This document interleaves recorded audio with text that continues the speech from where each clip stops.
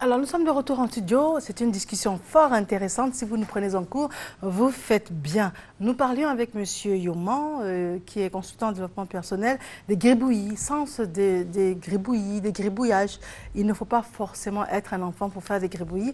Vous avez sûrement une fois au moins, sinon régulièrement, avec un stylo, on vous parle, vous êtes intéressé ou pas, vous faites des gribouillis. Ça représente des choses ou pas, c'est sombre, c'est clair, et il nous en donne l'interprétation. Et effectivement, cette interprétation, il faut le dire, est propre à la personne qui fait le dessin.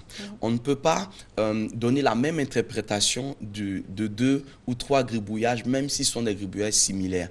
Parce que les dessins sont aussi à la personne ce que la personnalité est à la personne. Je reprends, les dessins sont à la personne ce que la personnalité est à la personne. Donc, d'autant que notre empreinte digitale est unique au monde, nous avons une personnalité qui est unique. Et donc, les dessins donc, qui sont les représentations, l'émanation de notre personnalité sont tout aussi uniques. Donc, si nous prenons un premier exemple qui est celui des flèches, qui est l'exemple le plus récurrent, en général, vous trouverez que la plupart des personnes qui tentent de traduire une attente, une impatience ou un manque véritablement donc, de contenance par rapport à une situation donnée vont se mettre donc à gribouiller des flèches. Et donc, les flèches, en général, traduisent un mouvement d'objectivité. Objectivité. Je veux savoir où est-ce que tu vas en venir exactement? Donc, je suis à une conversation téléphonique, quelqu'un m'explique quelque chose, mais je ne sais pas exactement où est-ce que la personne veut en venir. Automatiquement, je vais commencer à dessiner une flèche. Et cette flèche-là peut aussi traduire l'idée de la combativité. Et par rapport au sens dans lequel donc, la flèche va partir, ça va nous donner une capacité d'interprétation. Quand la flèche, par exemple, part vers le bas, ça veut dire qu'on a une bonne éducation. Donc, on essaie de réprimer, de retenir ce qu'on souhaiterait dire à la personne dans le sens de lui exprimer notre point de vue qui ne va même pas dans le sens dans lequel la personne avance. Donc, ça veut dire que quand on gribouille, c'est forcément lié à la personne avec qui on parle. Voilà, c'est forcément lié à la personne avec qui on C'est pas parle. autre chose qui nous viendrait peut-être dans le subconscient qui... Non, ça n'a rien Mais à en voir. réalité, ce qui nous vient dans le subconscient est activé parce que la personne nous dit ou par rapport au temps d'attente, par exemple, qui se déclenche. Parce qu'en réalité, quand vous êtes soit dans une conversation téléphonique ou bien même encore ce que j'appelle les réunionites, c'est-à-dire les réunions qui n'en finissent pas, si vous avez par exemple une personne de type empathique ou de type, par exemple, persévérant, qui se retrouve à une réunion et qui a le sentiment de ne pas être prise en compte par rapport à tout ce qui est en train d'être exposé, ça peut déclencher justement ce désir-là de gribouiller.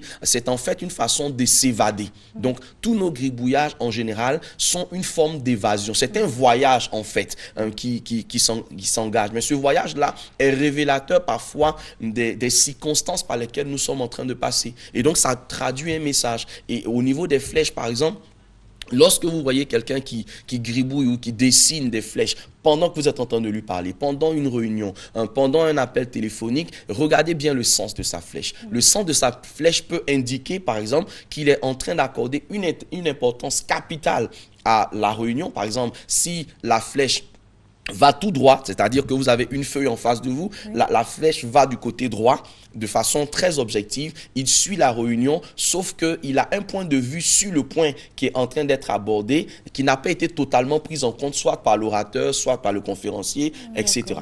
Si, on peut y aller, hein. Peut-être que vous avez envie de dire quelque chose sur le coup. Demander. Et si la flèche va dans toutes les directions? Voilà. Par exemple, on a... Oui, comme effectivement. Ça fait comme ça. Effectivement, quand la flèche va dans toutes les directions, on a quelqu'un en fait en face de qui il y a donc un esprit distrait. Donc c'est quelqu'un qui est distrait, qui ne vous suit pas. C'est quelqu'un en fait, comme on dit dans l'expression, qui va dans tous les sens. En réalité, il peut être assis à la réunion avec vous, mais au moment précis, il peut être en train de penser à son plat à la ticket ou voilà, il n'est vraiment pas avec vous. Donc si vous remarquez justement que la flèche part dans tous les sens, et il y a un point central en général, c'est-à-dire d'où il se retrouve dans plusieurs endroits ou dans plusieurs lieux au niveau de son esprit en même temps. Donc ça, c'est vraiment quelqu'un qui a un manque de concentration, qui a un manque de suivi ou de suite dans les idées. En général, si vous êtes quelqu'un donc qui travaille dans l'oratoire et que vous observez cela, il faut peut-être passer à une forme donc d'anecdote pour détendre l'atmosphère, parce que ça veut dire que certainement vous êtes pédant et que ce que vous êtes en train de dire n'intéresse plus. Donc ça montre aussi que l'attention n'est plus vraiment soutenue au niveau des personnes qui vous suivent ou qui vous écoutent. D'accord. Donc, lorsque la flèche est montante, par exemple, donc vous avez sur la feuille de la personne en face de vous, où vous avez observé, par exemple, que votre enfant ou votre épouse, etc., a tendance à dessiner des flèches qui sont de plus en plus montantes, cela traduit une idée d'un désir, d'affection, qui jusque-là n'a pas encore été atteint ou satisfait. D'accord. Donc, ça montre une attente insatisfaite, ça montre une frustration. Cette frustration peut être d'ordre sexuel, c'est-à-dire que le partenaire avec lequel, parce qu'en général, les flèches décrivent une forme phallique, en fait. Quand on parle de phallique, ça parle justement de la vie sexuelle. Donc, ces flèches-là peuvent traduire aussi un manque de satisfaction, donc une frustration que cette personne ressent et à laquelle il faudra vraiment pouvoir prêter une attention particulière. D'accord. Donc, en dehors des flèches? En dehors des flèches, nous pouvons avoir également les spirales. Les spirales, en fait, qui sont une sorte de cercle, mais qui se répète à plusieurs reprises. Tel que nous pouvons peut-être le voir sur l'image, c'est un mouvement continu, donc c'est une volonté de communiquer, mais communiquer avec douceur. Donc ça montre également que la personne qui est en face de vous aurait souhaité que vous lui parliez sur un autre ton. Mais par respect pour vous, ça peut donc être que cette personne est dans une relation dominée, donc dominant, et donc elle ne peut pas exprimer tout de suite son avis par rapport à la façon de lui parler. Donc la traduction par la spirale veut dire que vous me parlez, je comprends ce que vous êtes en train de me dire, mais j'aurais souhaité que ce soit sur un autre ton. J'aurais souhaité que ce soit d'une autre façon. J'aurais souhaité que vous puissiez m'amener progressivement à comprendre. Pourquoi? Parce que la spirale part donc d'un mouvement de plus en plus petit et qui finit par grossir ou par grandir. Ça traduit aussi le fait que si c'est une femme dans une relation donc homme à femme, cela traduit que monsieur, ce que vous êtes en train de faire a commencé peut-être tout petit, mais la situation commence à s'envenimer, donc à s'aggraver. Et dans très peu de temps, vous allez revenir à la maison, vous n'allez plus me retrouver. Donc, vous voyez que déjà, à partir d'un dessin, vous êtes en train d'être prévenu, mais vous n'avez peut-être pas observé, vous n'avez peut-être pas fait attention. Ça peut être dans une entreprise, une personne, par exemple, qui a tendance à dessiner des spirales de manière constante, a un désir de changement. Donc, ça veut dire que cette personne-là est peut-être sur le point de départ, peut-être elle cherche une meilleure opportunité, une meilleure perspective au niveau du travail, par exemple. Et ça, ce sont des aspects qui sont révélateurs. Mais dernière chose concernant les spirales, c'est en général les personnes qui ont un état d'esprit qui est apte à la réconciliation. C'est-à-dire que si vous avez des personnes qui dessinent ou qui gribouillent de manière spontanée des spirales, ce sont des personnes avec qui vous pouvez composer quand il s'agit, par exemple, de réconcilier des personnes, parce que ce sont des personnes qui n'ont pas de point de vue obtus. Ils ont des points de vue qui sont assez arrondis, donc ils ont cette capacité naturelle d'aider, de concilier, de mettre des gens ensemble. Donc, ça traduit plusieurs réalités, donc en fonction de la façon dont ça se présente et de la manière dont justement la personne va traduire ces différentes spirales-là. On peut avoir également, pendant que nous parlons donc de ces gribouillis, des carrés. Il y a des personnes qui ont tendance à dessiner des carrés.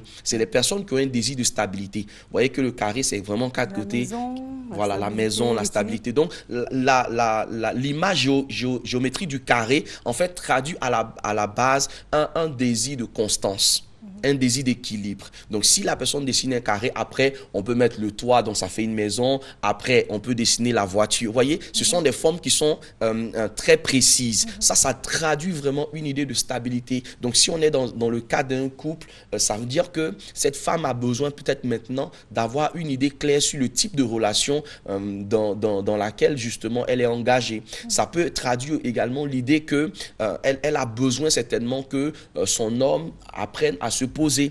Ça peut traduire, et il faut le remarquer, en général, lorsque vous avez un conjoint qui peut-être rentre très tard, par exemple, par rapport aux heures de travail, ou etc., et que vous avez donc votre conjointe qui dessine ce genre de carré ou qui aime ce genre de forme, par exemple. Parce que les gribouillis, c'est pas seulement ce que l'on dessine, c'est aussi parfois, parce que c'est pas toujours un stylo qu'on a en main, mais ça peut être parfois simplement avec le doigt. Très bien. Des formes qu'on dessine, c'est imaginaire en réalité. Quand on a un stylo, c'est représenté. Mais quand on n'a pas de stylo, c'est imaginaire. Il faut vraiment faire attention à cela. Le carré aussi se traduit parfois par le fait de ronger les ongles. Vous voyez, on ronge les ongles parce qu'on a un désir d'ajuster.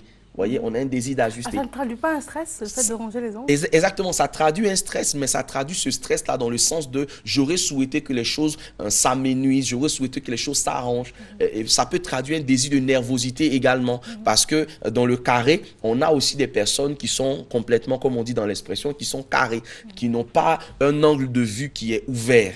Donc ça peut amener aussi la personne qui observe ces gribouillis-là à commencer à faire un tout petit peu attention et peut-être à engager la conversation, à savoir chez l'autre qu'est-ce qu'il aurait pu faire pour que les choses puissent atteindre cette stabilité qui est recherchée. Très bien. Alors, malheureusement, on va déjà amorcer la conclusion, mais ce que je voulais vous poser comme question, c'est lorsque le gribouillis ne représente rien du tout. Le gribouillis va toujours représenter quelque chose. Alors, quelque chose...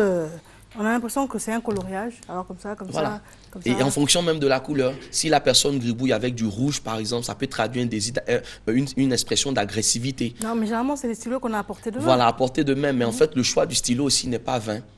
Voilà, donc vous voyez, je vois mon stylo, il est bleu. Il est bleu, par exemple. S'il est bleu, vous allez vous rendre compte que le gribouillage que vous allez faire sera fonction aussi de l'état d'esprit que vous aurez. Vous verrez, par exemple, des enfants en général qui dessinent vraiment, comme on dit là, c'est un peu comme des gribouillages filaires. Ça peut traduire, si vous observez bien, le manque de la présence d'un parent auprès de lui. Ça peut traduire, par exemple, dans les dessins d'un enfant, vous lui demandez, par exemple, dessine la maison ou dessine papa au moment, vous voyez, il dessinera peut-être son père tout petit, et puis sa mère sera... Donc ça veut dire que c'est l'un des parents qui est absent, qu'il essaie de réaliser comme ça dans son esprit. Et donc, il faut donner l'opportunité peut-être aux téléspectateurs qui nous regardent de prendre une feuille et de prendre un stylo et de peut-être dessiner un arbre. Voilà, parce que l'arbre est l'un des gribouillis les plus révélateurs de la personnalité et des attentes chez les personnes. Donc, il faut le faire chez vous à la maison avec votre épouse, vos enfants. Et puis, chacun dessine un arbre. Chacun dessine un arbre, peu importe l'arbre. Voilà, c'est pas la beauté de l'arbre qui importe, mais c'est la façon donc de dessiner cet arbre. Et la façon de dessiner cet arbre va déterminer de façon très précise quel est le type de problème que la famille a et comment on peut apporter des solutions. Donc, cela sous-entend qu'une fois que l'arbre est dessiné, on vous appelle? Certainement. Pour l'interprétation, on vous joint comment?